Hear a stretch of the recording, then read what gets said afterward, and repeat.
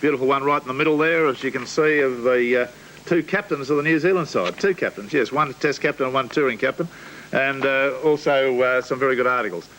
Well, let's introduce our guest today, Mark Graham, who you've just seen in the picture there. And Mark, just how good is this Australian side? No elaboration. You tell us.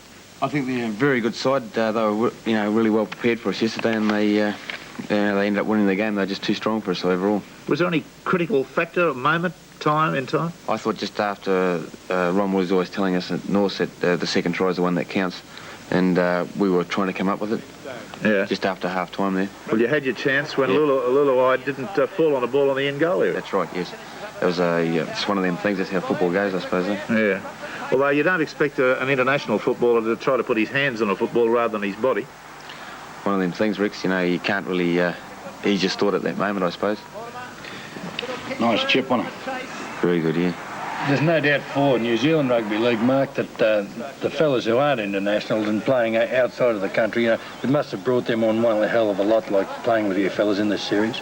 Well, I hope so, yes. It's, when you consider that the boys, aren't getting any monetary rewards for it, and it's costing them a fortune to, to play the game, actually. Certainly. And it's a long time. I started off playing against New Zealand in rep games, and in those days they were very hard side to beat, very big sides with Maxwell and Butterfield and all those fellas. Yes, yeah. Well, then all of a sudden, a lot of players sort of went downhill, and retired. Yeah. They never ever sort of built up over the 60s, I thought, and the 70s, but now they're a force to be reckoned with. Well, yeah, we hope so. I think it's a lot to do with Seth Mountford's coaching and his coaching schools. He runs a coaching school every year, national school, yeah. And, everyone's really, trying hard to make New Zealand a force again. Sure. How different is the training between, say, what you would do in New Zealand on the club side and here?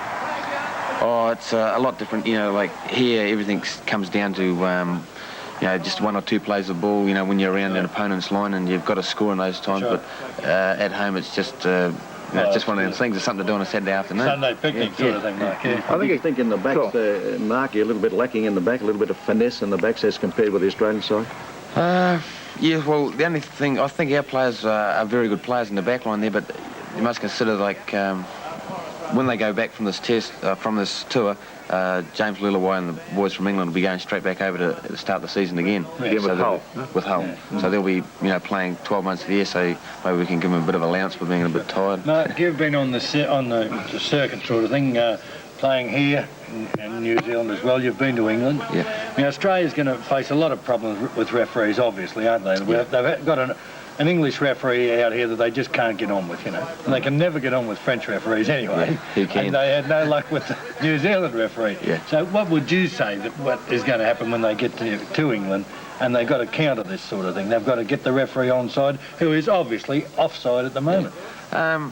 A lot of the English referees we had over there, they were very impressed with, we tried to play an Australian type of game, we tried to make ourselves really fit and get up and, knock them around and bustle them and things like that. Right. And a lot of them appreciated, our football. We even heard one bloke telling us that, he was very impressed. He said, just like the Aussies, he was saying, as we were backing up, he said, get the boys back now and we'll go again. But, I think the Australian side, being world champions, they'll come away with, the glory and, everything that they put into it. Let me just be critical of one aspect of yesterday's game. I thought many times New Zealand looked as though they had a no-kick policy in the game. Were you told not to kick at any stage? No, that's me. I don't like kicking.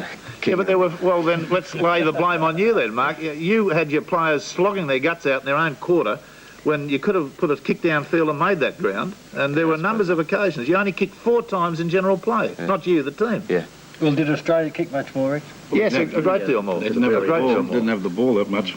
You believe totally in that possession factor. You don't like to give it back in any way. Well, you're controlling the play when you've got it. That's what I believe. But is it any use controlling it within 20 yards of your line, as you were for a number of occasions yesterday? Yes, but at any given time you can make a break. Yes, and there's an old story about me auntie had things, she'd be my uncle. Isn't there an old story about that? The other side can't score tries while you've got the ball. It, yeah, Mark, right? Mark, did you find up in Brisbane you were turning the ball back inside and Australians were allowing you to run with the ball? This time they seemed to counter that. They got up and stopped that pass from getting away. That's right. They played very well. They were obviously awake to any ploys that we had. And all the credit must go to them. What did you think of that decision there to disallow that try? I believed he was about a yard offside, Brentnell, when the kick was put through by Mortimer. Did you agree with that? Oh, I'm very happy to agree. You're happy with that? What did you think, Cole? You were there. Well, I was there. I thought he was a little bit in front, but it's a very hard decision to give, and I thought he was quite correct in that decision. Yeah, right. Probably one of the greater decisions of the afternoon, mate. The Meninga injury was an interesting one, not for him, obviously, but there was the tackle from Kemble and then O'Hara coming in from outside, pushing him back the way he'd been... I think it was unfortunate for Meninga, but I think he must have been disappointed to see Steve Rogers, because Steve Rogers sort of put a bit of zip in the Australian side too. He made 2-3 smart breaks. Matter of fact, set up one try. Yes, he did. He's a great player. I thought Meninga was playing well up that stage. He looked like he was just starting to settle in. We were talking about the try that got away. Now look at this. Luluwai only had to fall on that ball, and he tries to put his hands on it in a test match. I can't believe that. I mean, you don't score that many tries in your test career, do you, to squander one like that? I know you're in a position you can't or don't want to criticise a teammate. Have you ever seen a player butcher a try as badly as that? Well, it was pretty well butchered, but still, again, he probably just everything came to him all of a sudden, and he just... Maybe he didn't think it was on. Maybe he just didn't think. Maybe he just didn't think. Before. That was going to be 5-5 at that stage. Yes, I'll say, because he had the very important part of the game. But I think that happened in you again. There's 2 or 3 breaks was made by you too, Mark. That the lack of finish in the New Zealand side. It was bad play by me. Pass the ball. Pardon? Well, it was bad play by me there, Cole. I thought, I passed the ball to Greg Brentnell. That was intercept. Yeah. One time. Lack of finish. Yeah. Actually, yesterday you had a brand of Penrith football about you fellas. You made plenty of breaks, but they never came to anything. That's right. Just that little bit. Probably, Mark, when all's said and done, they're probably just not good enough. Do you think? Well, you got to remember we're playing against the best professionals in the world at this stage. So to run them close as we did in the first test and give them a good game in the second. I thought anyway. I think we're doing well. I reckon at the second half of the first half there, the second part of it, there, New Zealand were the better side. They were attacking well and they looked dangerous on several occasions. Yeah. It was just like a finish. Well, let's have a listen to what Frank Stanton had to say. Of course, one of his major problems is his high penalty count. And why do they succeed? And this is how he answered.